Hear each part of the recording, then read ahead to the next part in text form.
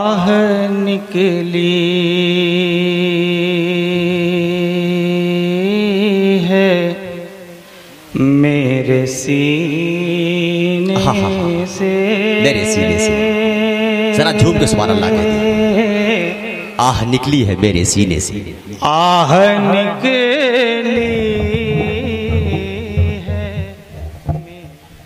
میرے لفظوں کو محبت کی گواہی مل جائے، مجھ کو بھی مملکت شیر کی شاہی مل جائے، میں بھی خسرو کی طرح شیر پڑھوں رقص کروں، کاش مجھ کو کوئی محبوب الہی مل جائے۔ بہت سلیقے سے جناب محبوب ظفر صاحب نعت کے شعر پڑھ رہے تھے، بہت سلیقے سے آپ سماعت بھی کر رہے تھے۔ کچھ ان سے رابطے اتنے شدید ہو گئے ہیں، منبر نور پہ جو علماء کرام بیٹھے ہیں، ان کو دیکھنے کے بعد یہ محسوس ہوتا ہے کہ جو ان سے رابطے اتنے شدید ہو گئے ہیں کہ ہم لڑے بھی نہیں اور شہید ہو گئے۔ کچھ ان سے رابطے اتنے شدید ہو گئے ہیں کہ ہم لڑے بھی نہیں اور شہید ہو گئے ہیں۔ کبھی جو وقت ملے ان کے پاس بیٹھا کر جو لوگ عشق میں بابا فرید ہو گئے، کبھی جو وقت ملے ان کے پاس بیٹھا کر جو لوگ عشق میں بابا فرید ہو گئے ہیں۔ محبتوں کے ساتھ جلسے میں بیٹھنے والوں کو مبارکباد پیش کرتے ہوئے منبر نور پر ایک عظیم الشان عالم دین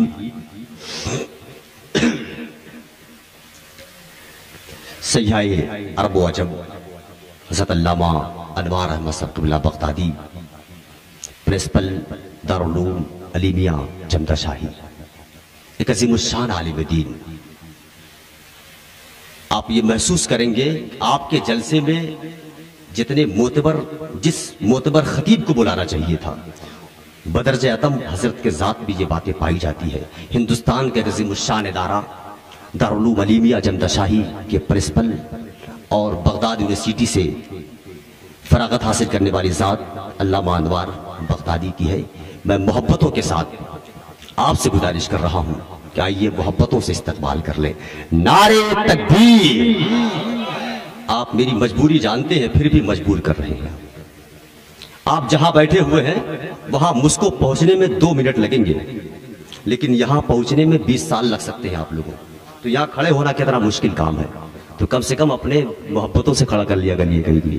نعرے تکبیر! نعرے تکبیر! نعرے تکبیر! آسمان سے فتح کا نقشہ اتر کر آئے گا، جب لبوں پہ نعرے اللہ اکبر آئے گا، ہم وفاداروں کو جب آواز دنگی سرحدیں، بچہ بچہ دیکھنا گھر سے نکل کر آئے گا۔ نعرے تکبیر! اور بیداری کے ساتھ نعرے تکبیر! اور بیداری کے ساتھ نعرے تکبیر! نعرے رسالت! علماء اہل سنت، خطباء اہل سنت، مشائخ اہل سنت، علامہ انوار احمد صاحب قبلہ بغدادی، نعرے تکبیر! نعرے رسالت! یا رب دل مسلم کو وہ زندہ تمنا دے جو قلب کو گرما دے، جو روح کو تڑپا دے، پیدا دل ویرا میں پھر شوری سے محشر کر اس محمل خالی کو پھر شاہد لیلا دے، اس دور کی ظلمت میں ہر قلب پریشاں کو وہ داغ محبت دے جو چاند کو شرما دے۔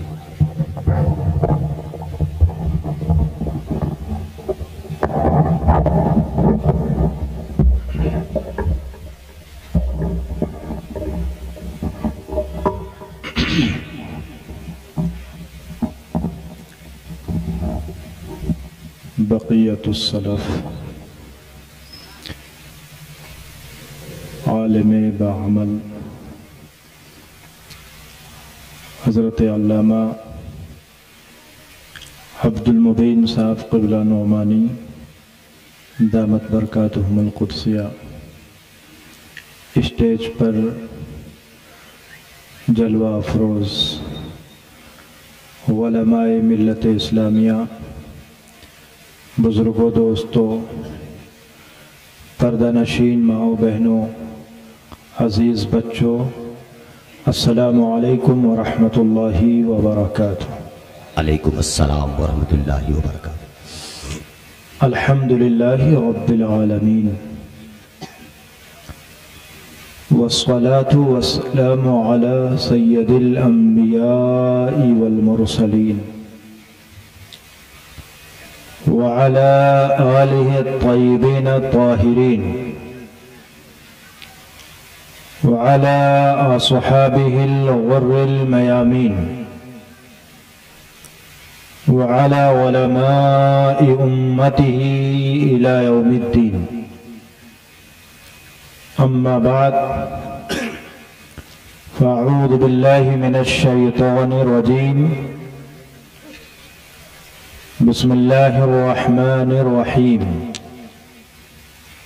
وأعدوا لهم ما استطعتم من قوة. صدق الله مولانا العظيم وصدق رسوله النبي الأمين الكريم، ونحن على ذلك لمن الشاهدين والشاكرين، والحمد لله رب العالمين. اللہ کی سرتاب قدم شان ہیں یہ، سبحان اللہ سبحان اللہ. اللہ کی سرتاب، اللہ کی سرتاب قدم شان ہیں یہ، انسان ہی انسان و انسان ہیں یہ. بے شک بے شک. قرآن تو ایمان بتاتا ہے انہیں، قرآن تو ایمان بتاتا ہے. قرآن تو ایمان بتاتا ہے انہیں، ایمان یہ کہتا ہے میری جان ہے یہ. بے شک بے شک بے شک. حبیبی یا رسول اللہ، اللہ علیہ وسلم. کعبے کے بدر الدجا تم پہ کروڑوں درود، کعبے کے بدر الدجا تم پہ کروڑوں درود، طیبہ کے شمس الضحیٰ تم پہ کروڑوں درود.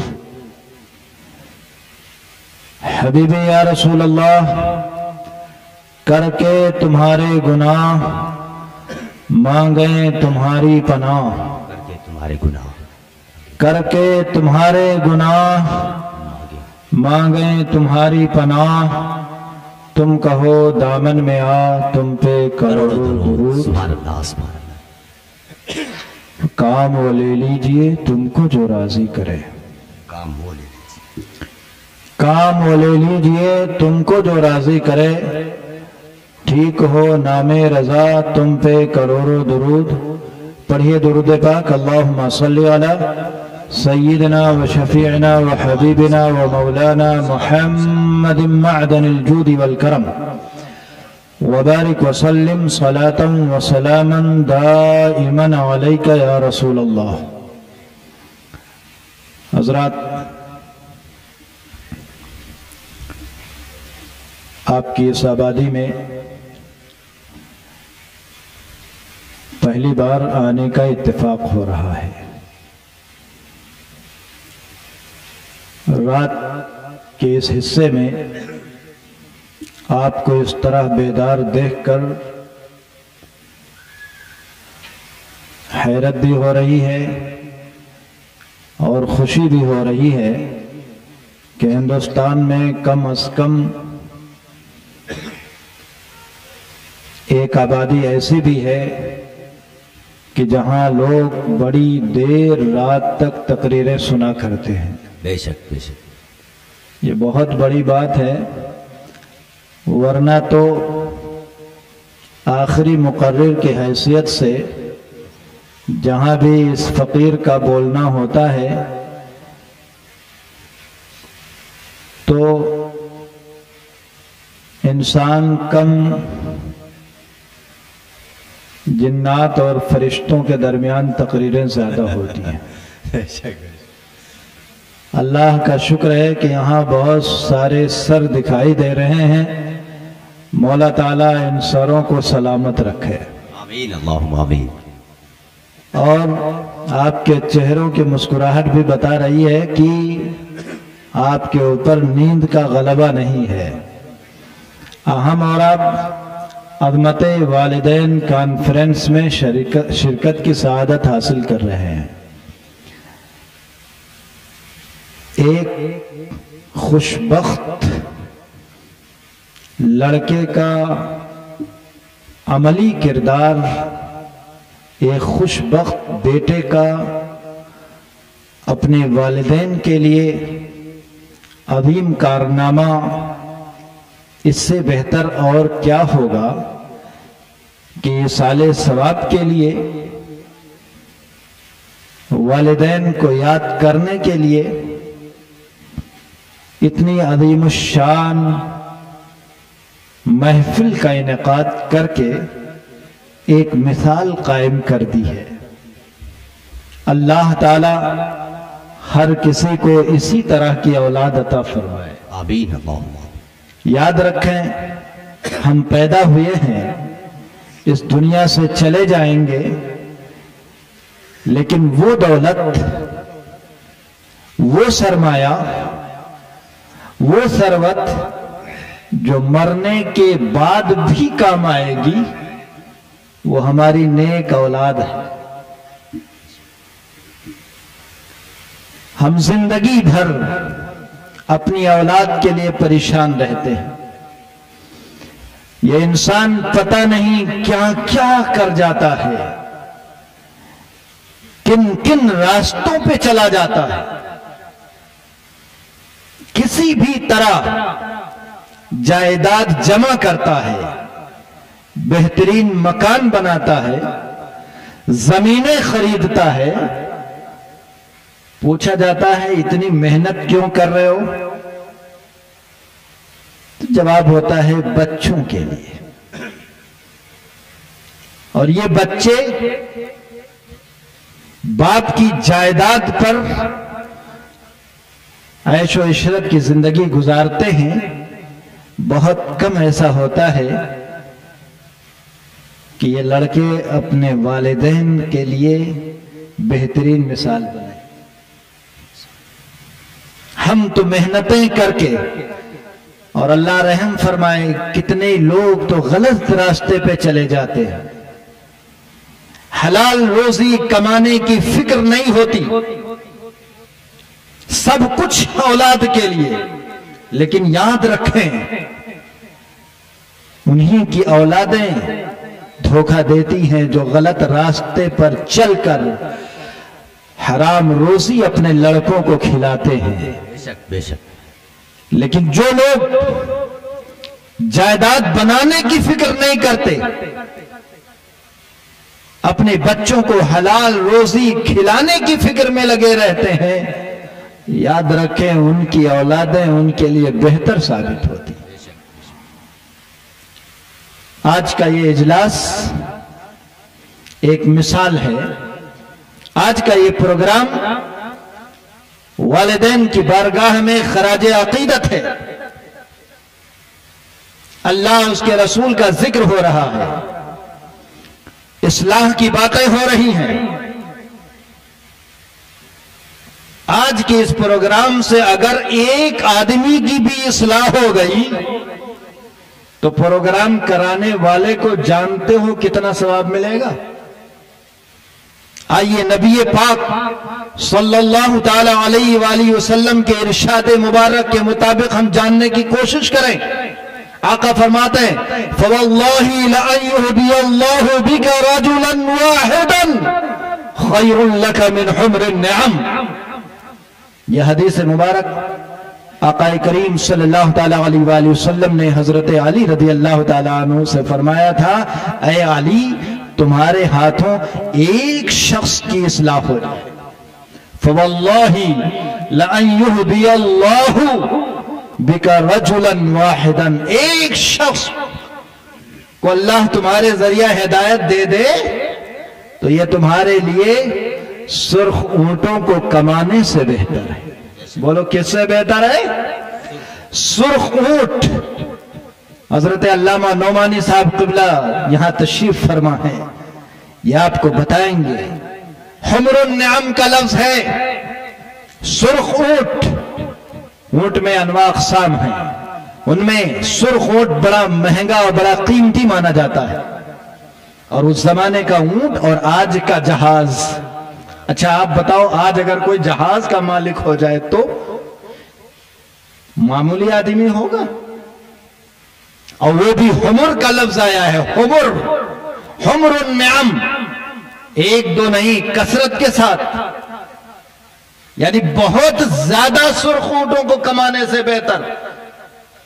پتا چلا کہ دنیا کی دولت ایک طرف اور کسی کی اصلاح کر دی جائے اور اس سے ملنے والی دولت ایک طرف۔ آج کی اس پروگرام سے اگر ایک شخص کی بھی اصلاح ہو گئی تو سرخ اونٹوں کو کمانے سے زیادہ دولت مولانا نے کمایا، اور جانتے ہو یہ سارا ثواب پہنچے گا حضرت علامہ شمس الدحا صاحب کے روح پاک کو پہنچے گا، سبحان اللہ۔ استاذ الشعراء استاذ الادباء کی روح پاک کو پہنچے گا۔ اب اس سے بڑا کارنامہ اور کیا ہوگا؟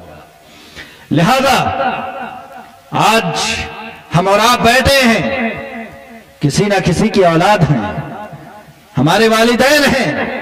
آج اگر مولانا نے یہ مثال قائم کی ہے تو ہم بھی عزم کر لیں، ہم بھی ارادہ کر لیں، انشاءاللہ العظیم اپنے والدین کی بارگاہ میں اسی طرح کا نذرانہ ضرور پیش کریں گے۔ میں یہ نہیں کہتا صرف پروگرام ہی کراؤ، بہت سارے ذرائع ہیں، ایصال ثواب کے بہت سارے طریقے ہیں، اور نیک اولاد کا مطلب بھی یہی ہے کہ اولاد صالح ہو، نیکیاں کرے، قرآن پاک کی تلاوت کرے، کرائے، تو اولاد کی ساری نیکیوں کا ثواب کن کو پہنچے گا؟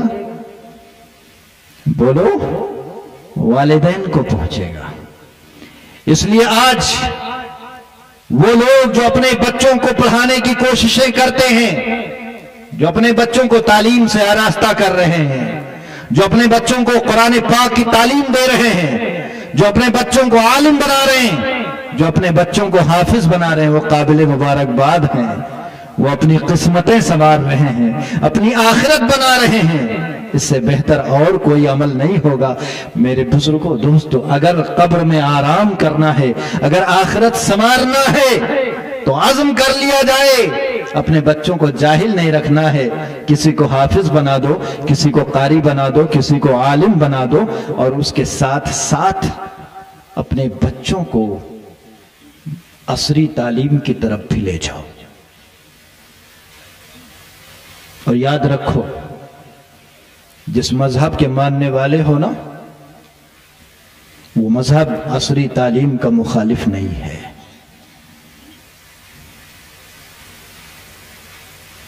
ذہن و دماغ سے نکال دیا جائے،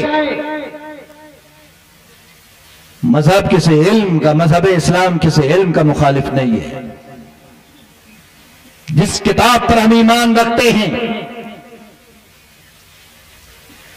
قرآن مقدس، یہ وہ عظیم کتاب ہے جس کتاب میں اللہ نے سارے علوم رکھے ہیں۔ تو جو مقدس کتاب علوم کا جامع ہو، وہ کسی علم کے خلاف کیوں کر ہو سکتا ہے؟ آئیے ذرا قرآن کی روشنی میں ہم جاننے کی کوشش کریں۔ نہایت مختصر الفاظ ہیں، لیکن معانی کا سمندر ٹھاٹھے مار رہا ہے۔ غور کرنے والے غور کریں، سمجھنے والے سمجھیں۔ آج دنیا مذہب اسلام پر طرح طرح کی کیچڑیں اچھال کر اپنے دل کی بھڑاس نکال رہی ہے، لیکن کون لوگ نکال رہے ہیں؟ جو قرآن سے جاہل ہیں۔ کون لوگ اس طرح کی باتیں کر رہے ہیں؟ جو اسلام کو سمجھنے سے قاصر ہیں۔ لیکن جنہوں نے اسلام کو سمجھا ہے، جنہوں نے قرآن مقدس کو پڑھا ہے، یاد رکھیں آج بھی جدید دنیا جیسے جیسے اسلام کو پڑھتے جا رہی ہے، بدظن نہیں اسلام کے قدموں میں آ رہے ہیں۔ بے شک بے شک، میری نگاہوں نے دیکھا ہے۔ آج کل یوکرین چرچے میں ہے نا، سنتے ہو کہ نہیں سنتے ہو؟ سنتے ہو نا؟ غالباً 2017 یا 16 کے دورے میں نے اس سرزمین پر دیکھا، 1 مہینہ میرا قیام رہا وہاں۔ ایک جامع مسجد میں جانے کا اتفاق ہوا۔ اس مسجد کے امام صاحب ہمیں مسجد کا دورہ کراتے کراتے ایک ایسی جگہ لے گئے جو عورتوں کا ڈپارٹمنٹ تھا، ان کا حصہ تھا۔ وہاں لے گئے، میں نے دیکھا کہ ایک عورت بے پردہ بیٹھی ہے، اور ایک عورت با پردہ بیٹھی ہے. شیخ صاحب نے فرمایا یہ جو با پردہ ہے وہ مسلم ہے اور جو بے پردہ ہے وہ کرسچن ہے، اور یہ اس کو اسلام سکھا رہی ہے. اس کے بعد ہمیں ایک راستے سے لے گئے جہاں نقاب ٹنگے ہوئے. یہ آنکھوں دیکھا حال بتا رہا ہوں، سنی سنائی باتیں نہیں ہیں. اس حصے میں لے گئے جہاں نقاب ٹنگے ہوئے تھے. فرمانے لگے یہ جو نقاب ٹنگا ہے، یہ جو عورت آج بے پردہ آپ کو دکھائی دے رہی ہے، یہ اسلام سیکھنے آئی ہے.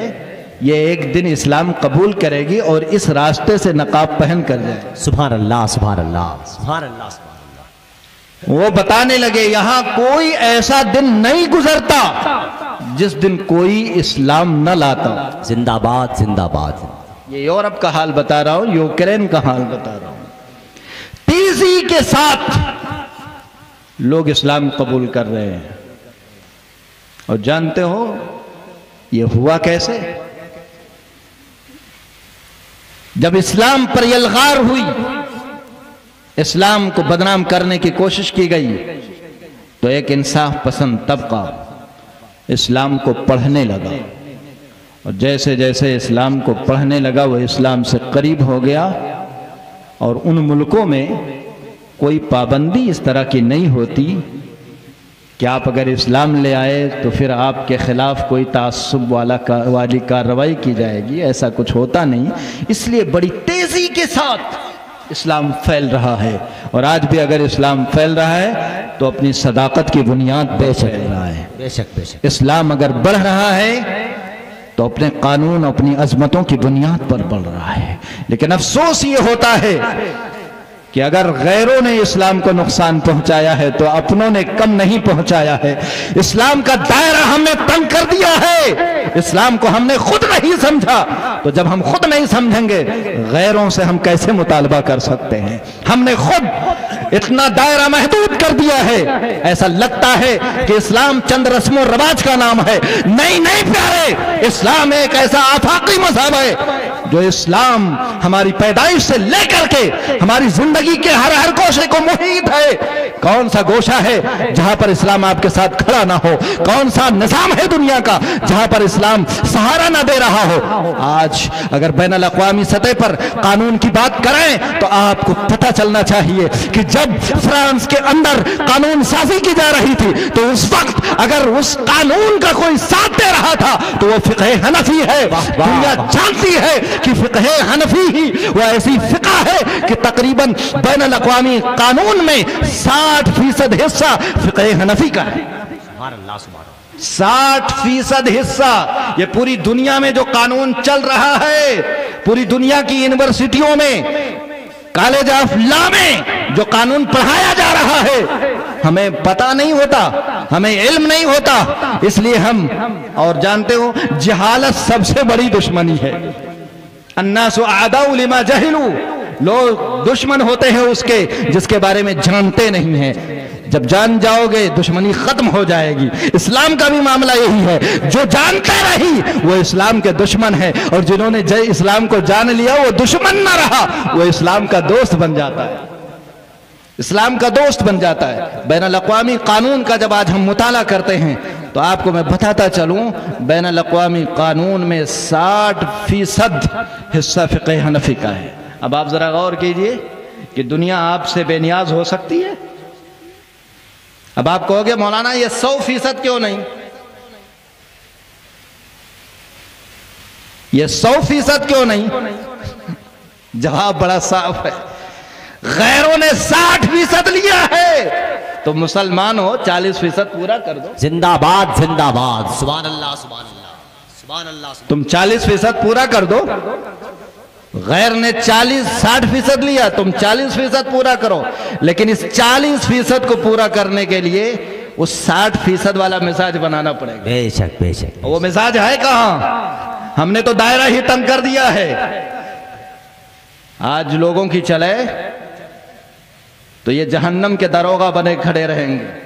کسی کو جنت میں جانے نہیں دینا ہے، ایسا تنگ کیا ہے انہوں نے دائرہ۔ بے شک اللہ کے نیک بندو ذرا سوچو تو صحیح، نبی پاک صلی اللہ تعالیٰ علیہ وآلہ وسلم کے سیرت سے بہت دور ہو۔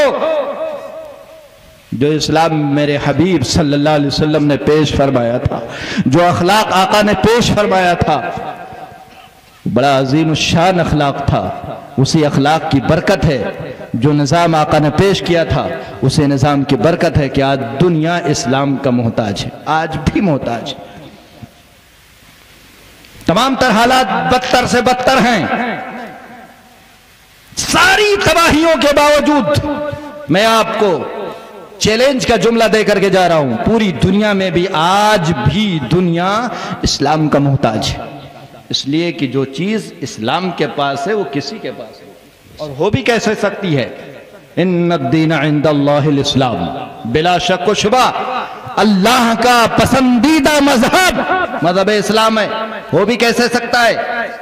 اور یہ دعوے کی بات نہیں ہے، یہ صرف چیلنج کی بات نہیں ہے۔ اگر زمین پر اتر کر پوری دنیا کا جائزہ لیا جائے تو یاد رکھیں، کہیں صرف روحانیت ہے، مادیت نہیں ہے، اور کہیں صرف مادیت ہے تو روحانیت نہیں ہے۔ جہاں مادیت ہے وہاں روحانیت کی ضرورت ہے، اور جہاں صرف روحانیت ہے تو روحانیت کام نہیں کر پا رہی ہے۔ اسلام ہی وہ فکر ہے، مادیت اور روحانیت کا جامع ہے، کیونکہ ایک انسان کو جہاں روحانیت کی ضرورت ہے وہیں مادیت کی۔ بے شک بے شک بے شک، زندہ باد۔ اب یہ معتدل فکر کوئی اور نہیں پیش کر پا رہا ہے، یہ معتدل فکر اگر دنیا میں کوئی مذہب پیش کر رہا ہے تو وہ مذہب اسلام ہے۔ مادیت کے ساتھ روحانیت، صرف روحانیت نہیں، لا رہبانیت فی الاسلام۔ آقا نے اعلان کیا تھا 1400 برس پہلے، لا رہبانیت فی الاسلام۔ اسلام میں کوئی رہبانیت نہیں، اسلام میں کوئی تصور نہیں ہے کہ صرف روحانیت نہیں، بلکہ قرآن کا اعلان ہے۔ آپ دعا کرتے ہو، قرآن سکھاتا ہے ربنا آتنا فی الدنیا حسنہ وفی الآخرۃ حسنہ، اے ہمارے رب ہمیں دنیا کی اچھائی عطا فرما اور ہمیں آخرت کی اچھائی عطا فرما۔ ارے دنیا کی اچھائی عطا فرما، دنیا کی اچھائی عطا فرما، دعا میں پہلے کیا مانگتے ہو بتاؤ؟ دنیا کی آخرت کیا مانگتے ہو؟ ربنا آتینا، مانگتے ہو کہ نہیں مانگتے ہو؟ دعا کیا مانگتے ہو؟ ربنا آتینا فی الدنیا حسنہ، اے ہمارے رب ہمیں دنیا کی بہتری عطا فرما۔ بے شک بے شک۔ پہلی دعا بتاؤ کس کے بارے میں؟ دنیا کے بارے دنیا کے بارے میں۔ دوسرا ٹکڑا ہے اے ہمارے رب ہمیں آخرت، اور قرآن کا مزاج کیا ہے؟ اللہ نے فرمایا جو ہم سے صرف دنیا مانگتا ہے، صرف دنیا کی بات نہیں، بلکہ اللہ والے صرف دنیا نہیں مانگتے یا صرف آخرت نہیں مانگتے، کیا مانگتے؟ ربنا آتنا فی الدنیا حسنہ وفی الآخرۃ حسنہ۔ اور اسی کی طرف اشارہ کیا تھا نبی پاک صلی اللہ تعالیٰ علیہ وآلہ وسلم نے، جب چند صحابہ نبی کریم علیہ الصلوۃ والتسلیم کی بارگاہ میں آئے تھے کچھ باتیں پوچھنے کے لیے، حضرت عائشہ صدیقہ رضی اللہ تعالیٰ عنہا سے ان کی گفتگو ہوئی تھی۔ آقا کریم نکلے تھے، ان سے پوچھا تھا کیا تم ہی لوگ اس طرح کی باتیں کہتے ہو؟ ایک نے کہا تھا کہ میں ہمیشہ روزے رکھوں گا، ایک نے کہا تھا میں اب نکاح نہیں کروں گا، میں شادی نہیں کروں گا۔ ان کے جواب میں میرے آقا نے فرمایا تھا میں تو کھانا بھی کھاتا ہوں، میں شادی بھی کرتا ہوں، میں بازار میں بھی جاتا ہوں۔ گویا کہ میرے آقا کریم علیہ الصلوۃ والتسلیم نے مزاج دیا تھا کہ اسلام میں مادیت بھی ہے، اسلام میں روحانیت بھی ہے، روحانیت اور مادیت کا جب امتزاج ہوگا تب اسلام بنے گا۔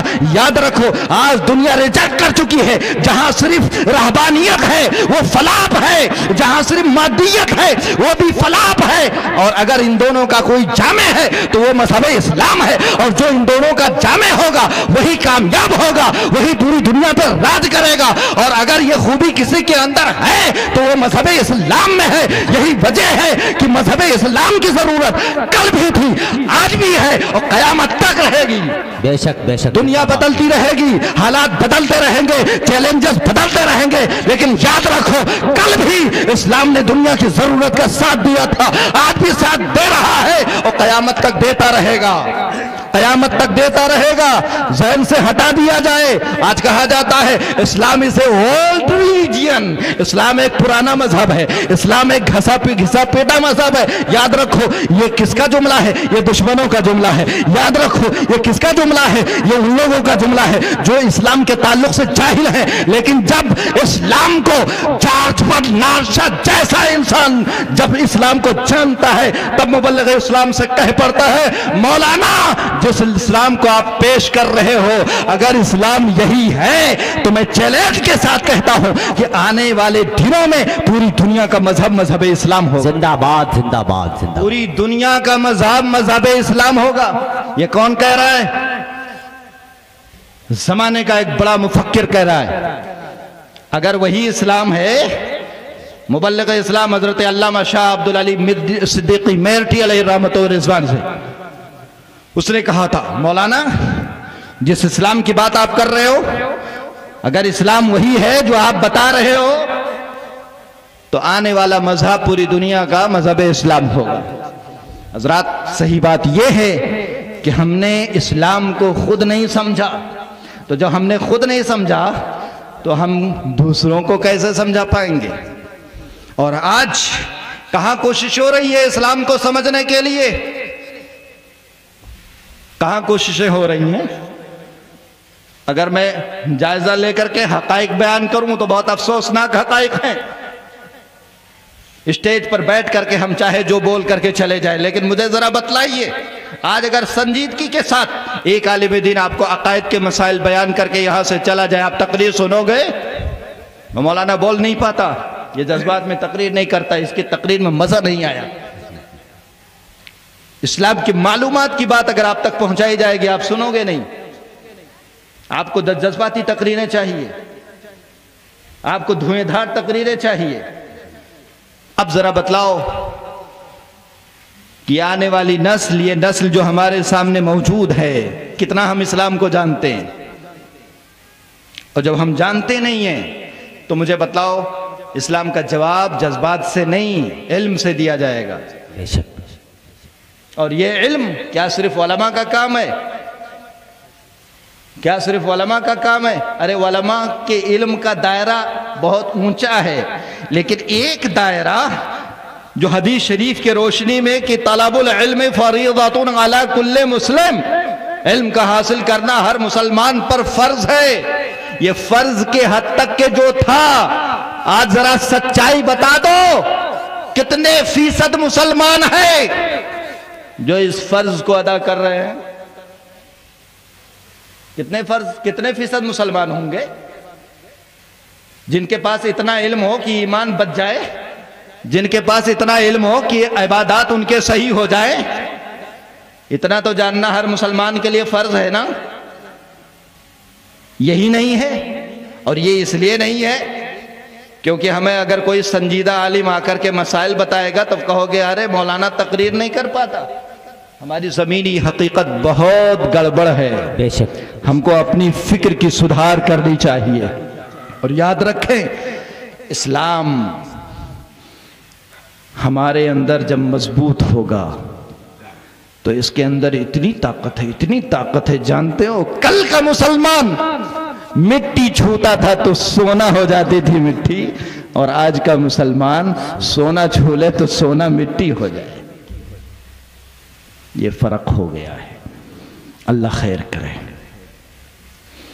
یاد رکھیں قرآن پاک میں ایک مختصر الفاظ میں اللہ نے فرمایا وَأَعِدُّ لَهُمْ مَا اسْتَطَعْتُم مِّن قُوَّةٍ, اے مسلمانوں تیار کرو ان کے لیے طاقت, ان کے لیے طاقت تیار کرو. وَأَعِدُّ لَهُمْ مَا اسْتَطَعْتُم مِّن قُوَّةٍ, ان کے لیے تیار کرو. علماء بیٹھے ہیں ان کے لیے تیار کرو. کن کے لیے؟ کچھ نہیں ذکر کیا، ان کے لیے، اعد لہم، ان کے لیے۔ یہ علماء بتائیں گے جس کو اہمیت نہ دینا ہو اس کا نام نہ لو، اور کبھی کبھی الٹا بھی ہو جاتا ہے، جو بہت اہم ہوتا ہے اس کا بھی نام نہیں لیتے تو کہتے ہیں ان کے لیے۔ سبحان اللہ، دونوں سبحان چیزیں اللہ، ہیں، ان کے سبحان اللہ، لیے سبحان اللہ۔ بہت محبت ہے، ان کے لیے، اشارہ ان کے لیے، اور بہت گرا ہے تب بھی ان کے لیے۔ وَأَعِدُّ لَهُمْ، ان کے لیے۔ کن کے لیے؟ ان کے لیے جو اعتبار میں نہیں لانے والے، خاطر میں نہ لاؤ، ڈرو نہیں۔ وَأَعِدُّ لَهُمْ، ڈرو نہیں، بس تیاری کرو۔ اور تیاری کس کی کرو؟ مَسْتَطَعْتُم مِّن قُوَّةٍ، قوت کی تیاری کرو۔ اللہ اکبر، مختصر سے الفاظ ہیں، قرآن مقدس کی آیت کریمہ ہے، ان کے لیے تیاری کرو۔ کس کی تیاری کرو؟ اعد لہم مستطعتم، جتنا ہو سکے طاقت کی تیاری کرو۔ قوت مانے بتاؤ، طاقت نا۔ آئیے ذرا تفسیر پہ ایک نظر ڈال لیتے ہیں۔ قوت، طاقت، قوت بمانا طاقت، ایک عام تفسیر ہے طاقت، اور ایک خاص تفسیر ہے، اور خاص تفسیر نبی پاک علیہ افضل الصلاۃ والتسلیم سے مروی ہے۔ آقا کریم صلی اللہ تعالی علیہ وآلہ وسلم نے لفظ قوت کی تفسیر کرتے ہوئے فرمایا تھا، القوت ہی الرمی۔ طاقت سے مراد یہاں پر رمی ہے، اور رمی کا ترجمہ میں کروں تو اس کا معنی ہے تیر اندازی۔ بولو کیا معنی ہے؟ تیر اندازی۔ اعد لہم مستطعتم من قوہ، تیاری کرو ان کے لیے۔ اور لہم بتا کر کے قرآن نے واضح کر دیا، تم کو اپنے دشمنوں سے ڈرنے کی ضرورت نہیں ہے۔ ہندوستان کے مسلمانوں، خوف مت کھاؤ، کوئی آئے جائے تم پہ فرق نہیں پڑتا۔ تم کو تو یاد رکھنا چاہیے کہ تم ان انبیاء کرام کے ماننے والے ہو کہ جنہوں نے بڑی مصیبتیں جھیلی ہیں۔ حفاظت تمہاری کوئی حکومت نہیں، تمہارا رب کرے گا۔ بے شک بے شک، سبحان اللہ سبحان اللہ۔ جس رب نے حضرت ابراہیم علیہ السلام کی حفاظت اس وقت کیا تھا جب ان کو آگ میں ڈالا جا رہا تھا، جس رب نے مسلمانوں حضرت یوسف علیہ السلام کی حفاظت اس وقت کیا تھا جب ان کو اندھیرے کنویں میں ڈالا گیا تھا، جس رب نے حضرت اسماعیل علیہ السلام کی حفاظت اس وقت کیا تھا جب ان کے گردن پہ چھری چل رہی تھی، جس رب نے ہمارے آقا کریم علیہ الصلوۃ والتسلیم کی حفاظت اس وقت کیا تھا جب پورا عرب، آپ کے قبیلے کے لوگ، آپ کے خاندان کے لوگ، آپ سے قریبی لوگ آپ کے خلاف ہو گئے تھے، آپ پر اقتصادی پابندی لگا دیا تھا، جس رب نے حفاظت کیا تھا وہی رب آج ہماری بھی حفاظت کرے گا انشاءاللہ۔ ڈرنے کی ضرورت نہیں، خوف کھانے کی ضرورت نہیں، اللہ پہ بھروسہ کرو۔ اگر وہ حضرت یوسف کی حفاظت کر سکتا ہے، ایک کنویں سے نکال کر مصر کا حاکم بنا سکتا ہے، تو یاد رکھو کیسے بھی حالات ہوں تمہارا رب تمہارے لیے کافی ہے، کسی سے ڈرنے کی ضرورت نہیں ہے۔ مسلمان اس قوم کا نام ہے جو صرف ڈرتا ہے تو اپنے رب سے ڈرتا ہے، رب کے سوا کسی سے نہیں ڈرتا۔ بے شک، زندہ باد زندہ باد زندہ باد۔ خوف نہ کرو، ڈرو نہیں، مایوس مت ہو، یہ مایوسی کا وقت نہیں ہے۔ البتہ میں آپ سے اتنا ضرور کہوں گا، یاد رکھو تم اسلام کے ماننے والے ہو، اسلام سلام سے بنا ہے، سلام کا مطلب ہوتا ہے امن و شانتی۔ ہمارا کام فتنہ پھیلانا نہیں ہے، ہمارا کام خون خرابہ کرنا نہیں ہے، ہمارا کام ماحول کو خراب کرنا نہیں ہے، ہمارا کام قتل و غارت گری نہیں ہے، بلکہ ہمارا کام اندھیروں میں محبت کی شمع جلانا ہے۔ بے شک بے شک، زندہ باد زندہ باد۔ تم نفرتیں کرتے رہو گے، مسلمان محبت کی خوشبو لٹاتا رہے گا۔ بولو لٹاؤ گے کہ نہیں لٹاؤ گے؟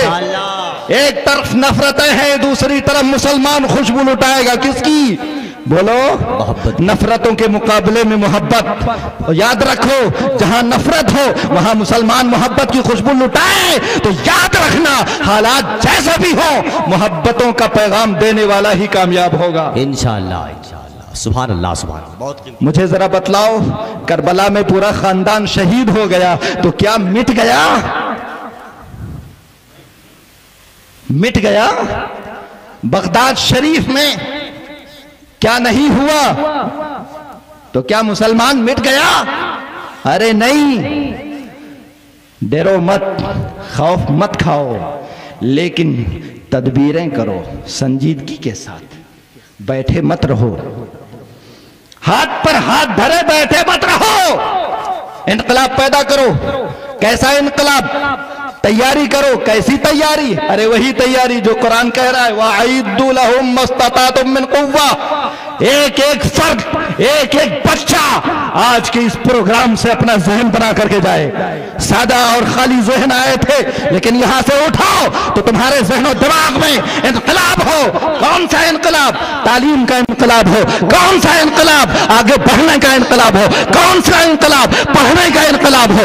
آج عہد کر لو، آج یہ پیمان لے لو. انشاءاللہ یہاں سے اٹھنے کے بعد ایسا عزم کریں گے ہماری نسلیں جاہل نہیں رہیں گی. ہماری اولاد میں سائنسداں پیدا ہوں گے. ہماری اولاد میں ٹیکنالوجی کو جاننے والا پیدا ہوگا. ہماری اولادیں حالات کا مقابلہ کریں گے انشاءاللہ. جہالت سے نہیں، علم سے مقابلہ ہوگا. بولو کس سے مقابلہ ہوگا؟ بولو کس سے مقابلہ کرو گے؟ اور یاد رکھو اگر مسلمان جس دن آ گیا، جس دن مسلمان آ گیا، جس دن مسلمان آ گیا، ایک کالج میں پابندی لگائی گئی ہے. تم اگر چاہو تو ہر شہر میں کالج کھڑا کر سکتے ہو. انشاءاللہ انشاءاللہ. بے شک. بولو کھڑا کر سکتے ہو کہ نہیں کھڑا کر سکتے ہو؟ بہت قیمتی پیغام ہے، نوٹ کر لیجئے. زندہ باد زندہ باد. سبحان اللہ. بولو کھڑا کر سکتے ہو کہ نہیں کھڑا کر سکتے ہو؟ تمہارے اندر طاقت ہے، صرف فکر کی ضرورت ہے، سوچ کی ضرورت ہے. آؤ ذرا دیکھو تو صحیح. قرآن نے آپ کو 1400 برس پہلے ایک تیاری کی بات کہی تھی. قرآن کہتا ہے وَأَعِدُّوا لَهُم مَّا اسْتَطَعْتُم مِّن قُوَّةٍ. طاقت کی تیاری کرو، طاقت کی تیاری کرو. اگر قوت کی عام تفسیر کی جائے تو معنی ہے طاقت، اور خاص تفسیر کروں تو رسول پاک صلی اللہ علیہ وسلم کی تفسیر کے مطابق قوت کی تفسیر تیر اندازی. کیا؟ بولو کیا؟ کیا؟ تیر اندازی. القوت ہی الرمی. طاقت کا مطلب تیر اندازی. دونوں تفسیروں کا جب ہم کمپیئر کرتے ہیں، مقابلہ کرتے ہیں، تھوڑی دیر کے لیے بات نہیں سمجھ میں آتی. عام تفسیر طاقت، یہ تفسیر ذرا اچھی لگتی ہے. بولو اچھی لگتی نہیں؟ کہ قرآن کہہ رہا ہے عام طاقت پیدا کرو تو طاقت پیدا کرو، اقتصادی طاقت پیدا کرو، جسم کی طاقت پیدا کرو، اسلحے کی طاقت پیدا کرو، دفاع کی طاقت پیدا کرو، ہر طرح کی طاقت پیدا کرو. تو قوت کی عام تفسیر طاقت. یہ رسول پاک صلی اللہ علیہ وسلم کی خاص تفسیر کے مقابلے میں ذرا اچھی لگ رہی. بولو اچھی لگ رہی کہ نہیں؟ اچھی لگ رہی ہے کہ نہیں؟ عام طاقت. بات سمجھ میں آ رہی کہ ہاں ہونا یہی چاہیے. عام معنی مراد ہونا چاہیے. عام طاقت پیدا کرو، عام طاقت پیدا کرو، اقتصادی طاقت پیدا کرو، مالی اعتبار سے مضبوط ہو جاؤ، طاقت پیدا کرو، جسمانی اعتبار سے مضبوط ہو جاؤ، طاقت پیدا کرو. لیکن یاد رکھو میرے آقا نے یہ تفسیر نہیں فرمائی،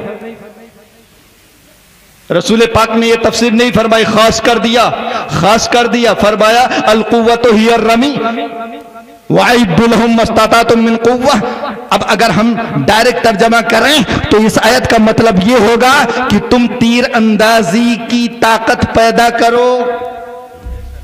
بے شک بے شک. کس کی طاقت پیدا کرو؟ بولو تیر اندازی کی طاقت پیدا کرو.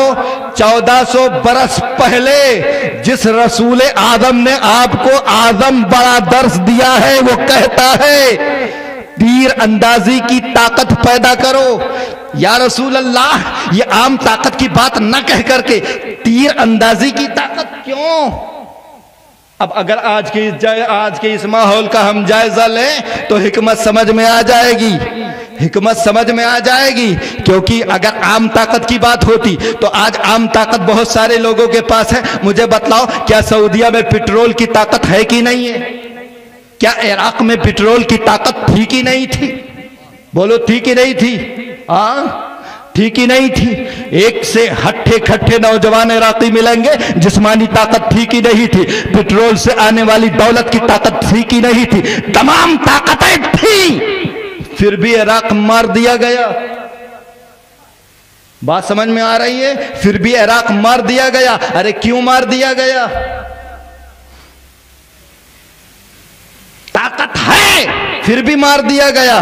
پتا چلا یہ عام طاقت مراد نہیں ہو سکتی ہے، اس لیے کہ عام طاقت سے بچا نہیں جا سکتا ہے۔ عام طاقت تھی، سعودیہ کے پاس عام طاقت ہے، عراق کے پاس عام طاقت ہے، اسلامی ملکوں کے پاس عام طاقت ہے، لیکن جس طاقت کی تیاری کی بات کی جا رہی ہے وہ عام طاقت نہیں، رمی کی طاقت، تیر اندازی کی طاقت۔ اور یاد رکھو آقا نے جو لفظ ارشاد فرمایا ہے وہ لفظ رمی ہے، اور رمی کا معنی پھینکنا ہوتا ہے، پھینکنا پھینکنا۔ اور یہ پھینکنے کی جو دلالت ہے، پھینکنے کا جو معنی ہے زمانے کے ساتھ بدلتا رہے گا۔ ابھی تیر کو پھینکا جا رہا تھا، پھر ایک زمانہ آیا کہ جب یہ اسلحہ بدل گیا، کبھی تیر پھینکا جا رہا تھا، پھر زمانہ نے ترقی کیا تو منجنیق پھینکا جانے لگا، زمانہ نے اور ترقی کیا، میزائلیں پھینکی جانے لگی۔ پتا چلا میرے آقا نے ایک لفظ ارشاد فرمایا تھا، لیکن لفظ ایسا تھا کہ اگر رسول پاک صلی اللہ علیہ وسلم کے زمانے کو دیکھو تو مراد تیر اندازی ہے، اور اگر آج کے زمانے کو دیکھو تو اب تیر اندازی نہیں،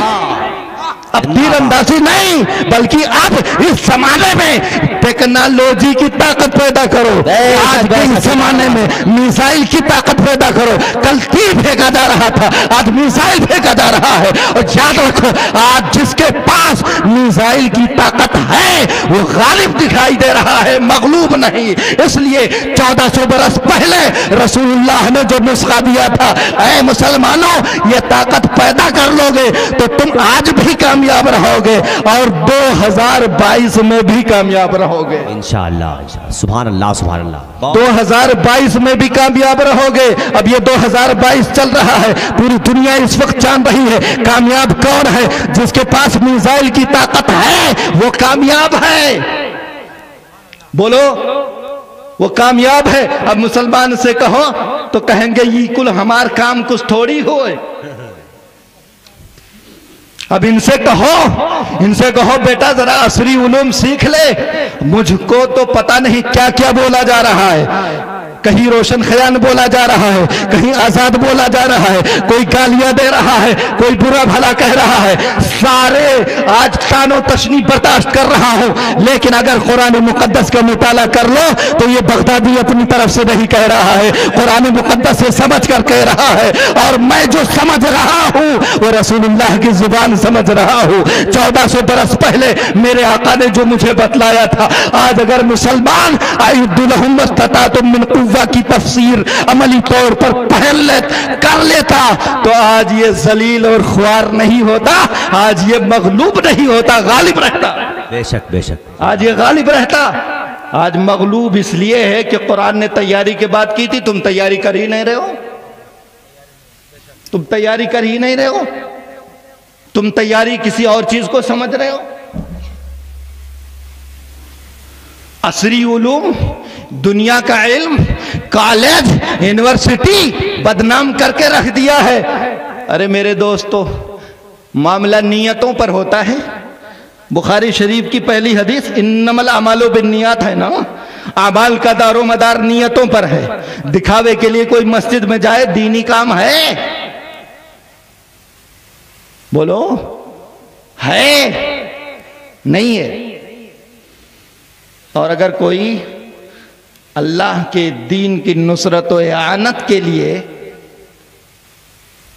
اپنی آپ کی حفاظت کے لیے اگر کوئی سائنس پڑھ کر اپنے سماج کی خدمت کر رہا ہو، نیت اچھی ہو تو بتاؤ دین کا کام ہے کہ نہیں؟ دین کا کام ہے۔ سبحان اللہ سبحان اللہ۔ بولو دین کا کام ہے کہ نہیں؟ سبحان اللہ سبحان اللہ۔ معاملہ نیتوں پر ہے۔ آج تم کالجوں کو برا مت کہو، عصری علوم اور دنیاوی علوم میں مت بانٹو. ہاں کچھ ظاہری چیزیں ہیں, کچھ فروقات ہیں, لیکن یہ معاملہ معیار کا ہے, یہ معاملہ معیار کا ہے. میں آپ کو واضح طور پر بتا دینا چاہتا ہوں, دنیا نے تعلیم میں, ایجوکیشن میں معیار دیا, اپنا کلچر تھوپ دیا. آج یہ مسلمان ایجوکیشن کے معیار کو بھول گیا. آج ذرا بتلاؤ, کنونشن میں آپ کا لڑکا جاتا ہے, ٹائی پہنتا ہے, پینٹ شرٹ پہنتا ہے, مجھے بتلاؤ کہ آپ کیوں پہناتے ہو, آپ کیوں لے جاتے ہو؟ تو آپ کہو گے مولانا اس لیے لے جاتے ہیں کیونکہ وہاں پڑھائی اچھی ہوتی ہے. کیوں لے جاتے ہو؟ بولو کیوں لے جاتے ہو؟ پڑھائی اچھی ہوتی ہے. ارے پڑھائی اچھی ہوئی تو لے گئے, آپ اپنا کلچر بھول گئے. اب اگر ذرا اسی کو پلٹ دو, پلٹ کر کے دیکھو, انہوں نے تعلیم اچھا کرایا, اپنا کلچر, اپنی ثقافت, اپنا دین آپ پر تھوپ دیا. اب اگر تم بھی اپنی تعلیم اچھی کر دو, اسٹینڈرڈ آف ایجوکیشن بڑھا دو, تعلیم کا معیار بڑھا دو, ایجوکیشن کا معیار بڑھا دو, تو میں دعوے کے ساتھ کہتا ہوں آج ہمارا بچہ ان کے یہاں جا کر ان کی کلچر, ان کی تہذیب اپنا لیتا ہے. اگر ہم نے تعلیم کا معیار بڑھا دیا تو ان کا بچہ آ کر ہماری تہذیب سیکھتا ہوا نظر آئے گا. نظر آئے گا, لیکن کب نظر آئے گا؟ جب تعلیم کا معیار بڑھاؤ گے تم. لیکن یہاں تو معاملہ یہ ہے کہ دین دنیا میں بانٹ کر کے ہم نے اپنے آپ کو, اپنے بچوں کو اسکولوں سے دور رکھا, ہم نے اپنے بچوں کو کالجوں سے دور رکھا. میں یہ نہیں کہتا ہوں اب مدارس بند کر دو, مدارس کی ضرورت اپنی جگہ ہے, علماء کا پیدا ہونا ضروری ہے, لیکن مجھے ذرا بتلا دو, کیا صرف علماء ہی رہیں گے؟ ڈاکٹروں کی ضرورت نہیں ہے؟ کیا علماء ہی رہیں گے؟ انجینئر کی ضرورت نہیں ہے؟ کیا علماء ہی رہیں گے؟ وکلا کی ضرورت نہیں ہے؟ کیا علماء ہی رہیں گے؟ جج کی ضرورت نہیں ہے؟ کیا علماء ہی رہیں گے؟ ایک IAS PCS آفیسر کی ضرورت نہیں ہے؟ ارے تم زندگی گزارتے ہو تو زندگی کے ہر شعبے میں تم کو بندوں کی ضرورت ہے. پڑھاؤ گے نہیں تو افراد لاؤ گے کہاں سے؟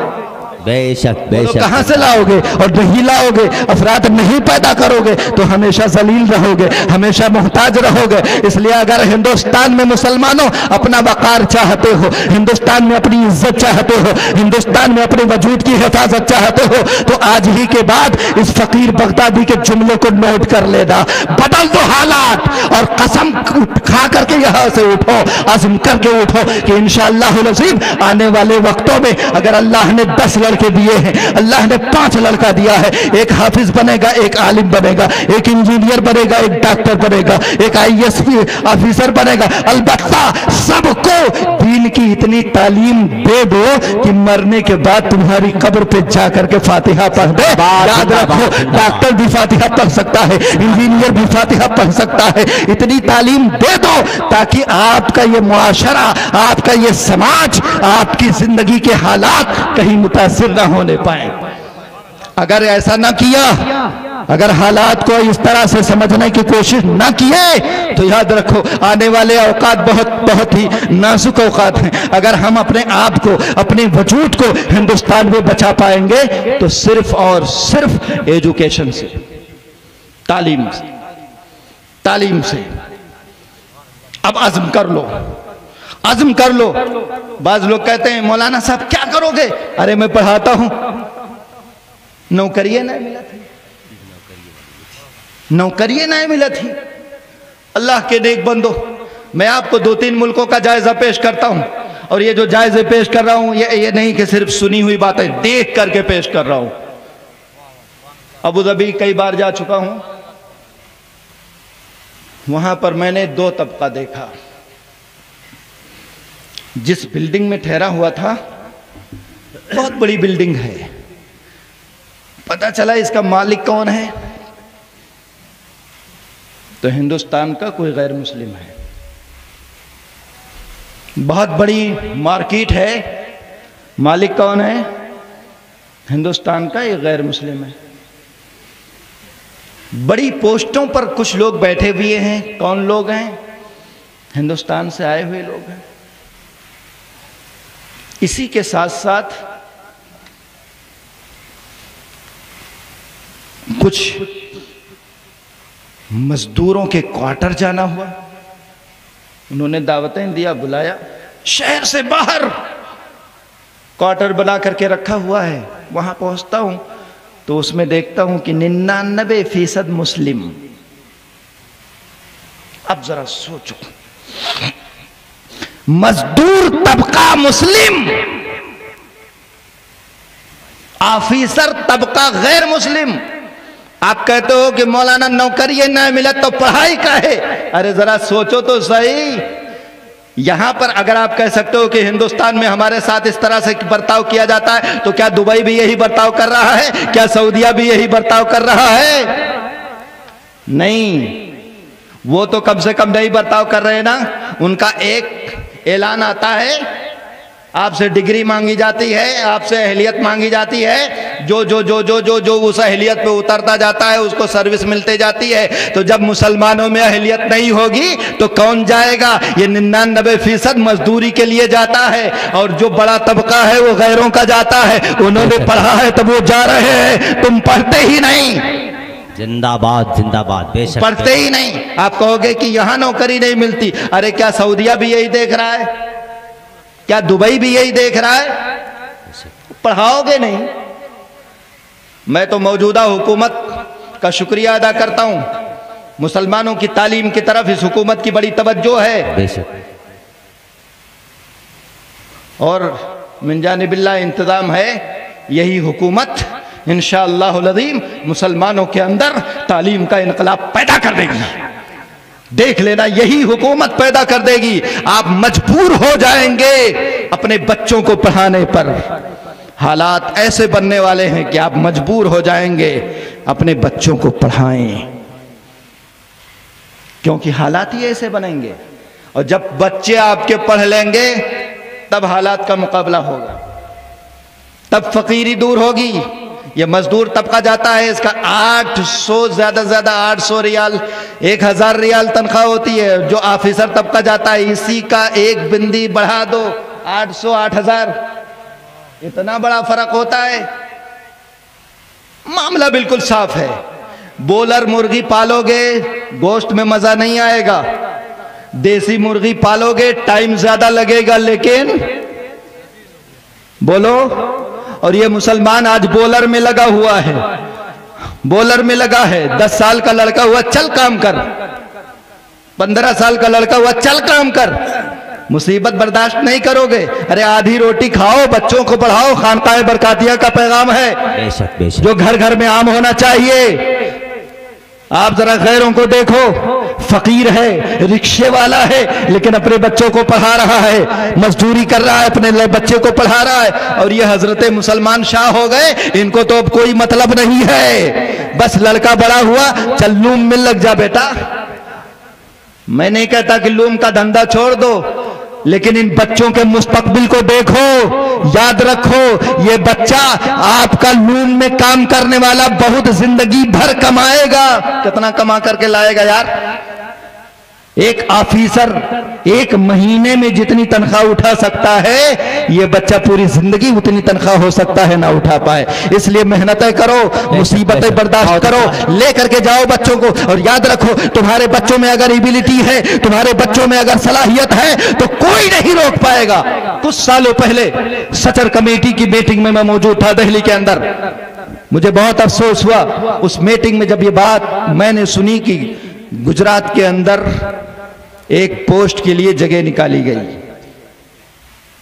7 مسلمانوں کی درخواستیں آئیں، بقیہ غیروں کی آئیں، اور 7 کی 7 درخواستیں قبول کر لی گئی. کیا مطلب ہوا؟ مطلب یہ ہوا کہ مسلمان 100% کامیاب ہو گیا نوکری میں نا. 7 درخواستیں آتی ہیں، 7 قبول ہو جاتی ہیں، اس کا مطلب 100% کامیاب ہے. بے شک. پڑھاؤ گے نہیں تو حالات کا تقابل کیسے، حالات کا مقابلہ کیسے کر پاؤ گے؟ میری بات سمجھ میں آ رہی ہے؟ اور یاد رکھو یہ ٹیکنالوجی ہے نا، بہت مذاق اڑایا جاتا ہے. اور یہ جو طبقہ بیٹھا نا یہی مذاق بھی اڑاتا ہے. ان کی بات نہیں کر رہا ہوں میں، یہ طبقہ یہی مذاق اڑاتا ہے. میں تو اسی طبقے کو ذمہ دار مانگتا ہوں. اگر یہ طبقہ چاہتا تو آج انقلاب رہتا مسلمانوں میں.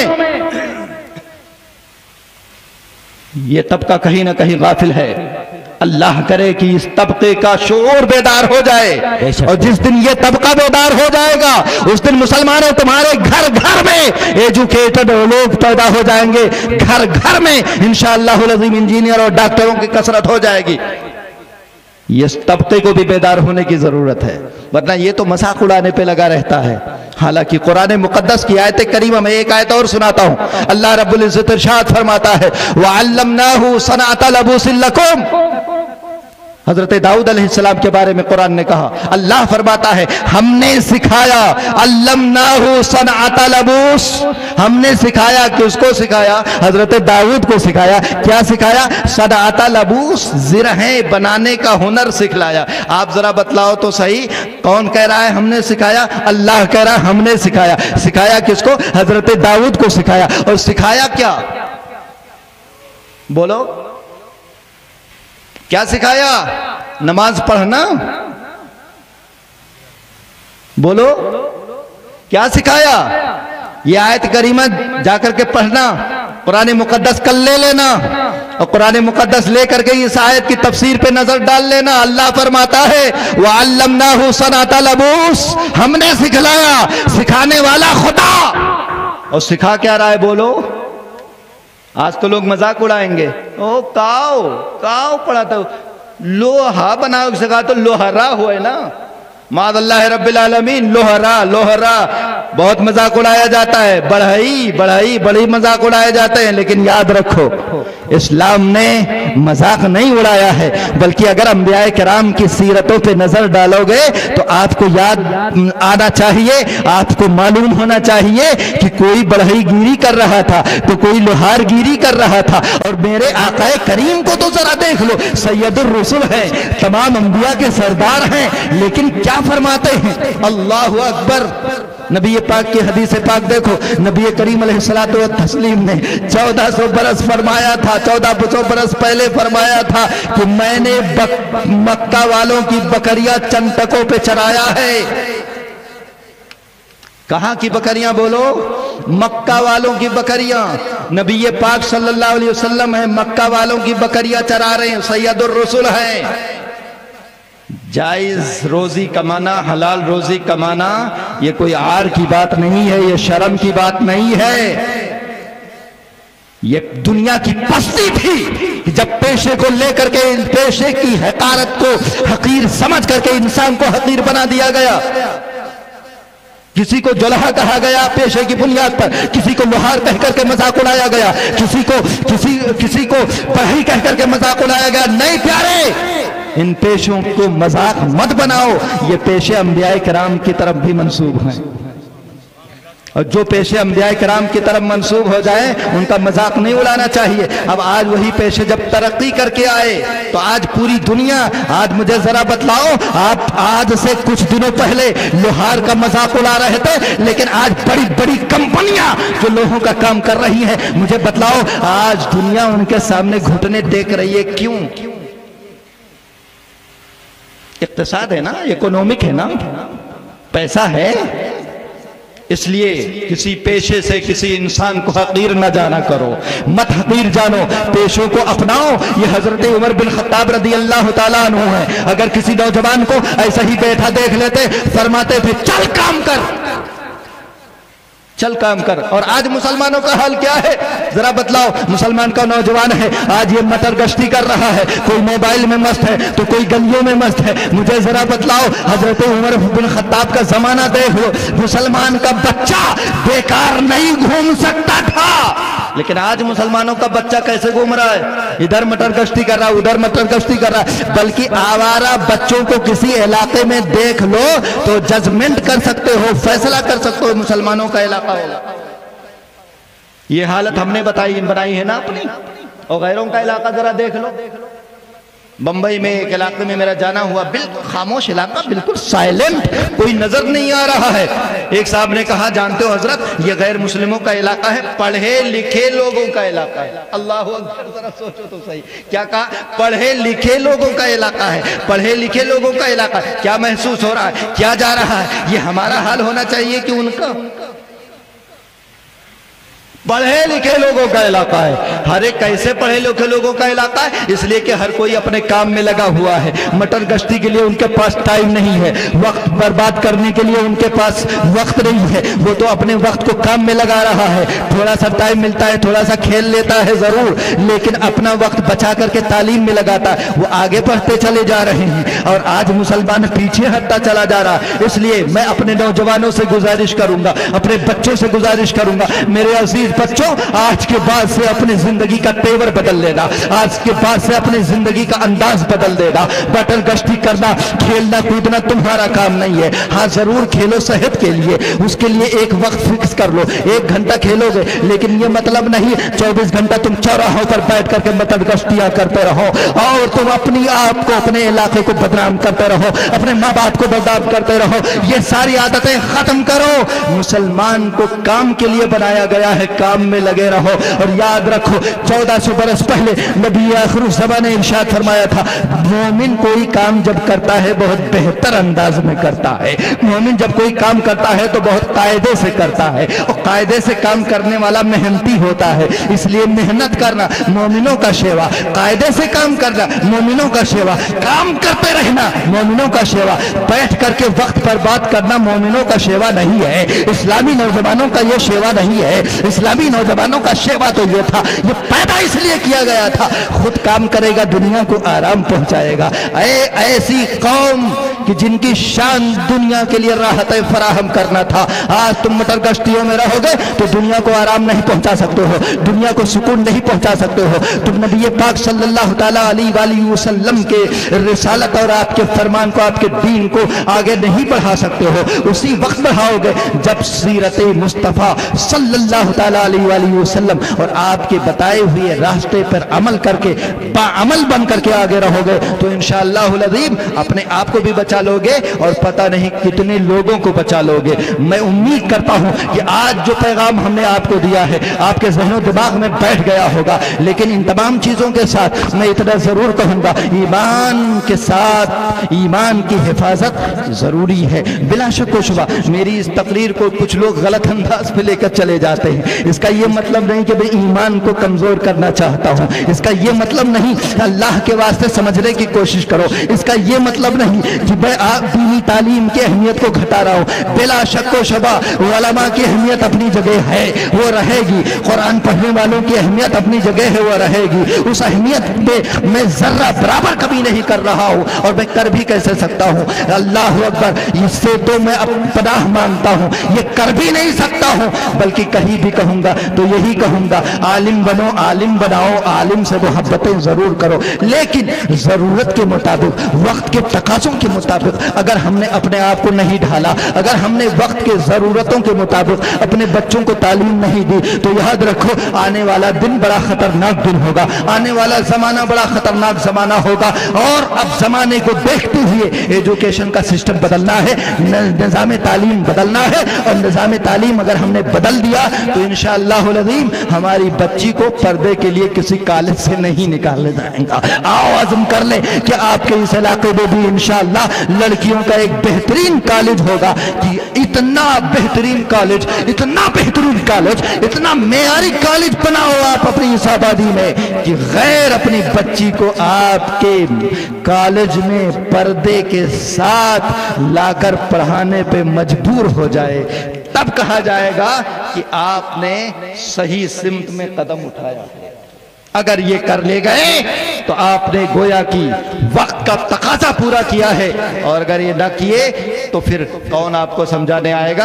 आसमान से फरिश्ते आकर के समझाएंगे। अल्लाह ताला हम सबको तौफीक अता फरमाए, सही सोच अता फरमाए, सही फिक्र अता फरमाए। अगर बोलने में किसी तरह कोई लफ्ज, किसी तरह कोई गलती, कोई ताबीर मौला ताला तेरी शान, तेरी रजा के खिलाफ हो गई हो, मैं सबके सामने मौला ताला तेरी बारगाह में तौबा करता हूँ। और ऐ रब्बे कदीर, जो कुछ मैंने यहाँ अर्ज किया है उस पर सबसे पहले मुझे अमल करने की और फिर आप सभी हजरात को उस पर अमल करने की तौफीक अता फरमा। अस्तगफिरुल्लाह रब्बी मिन कुल्लि ज़ंबि व अतूबु इलैहि। अस्सलामु अलैकुम व रहमतुल्लाहि व बरकातुहू।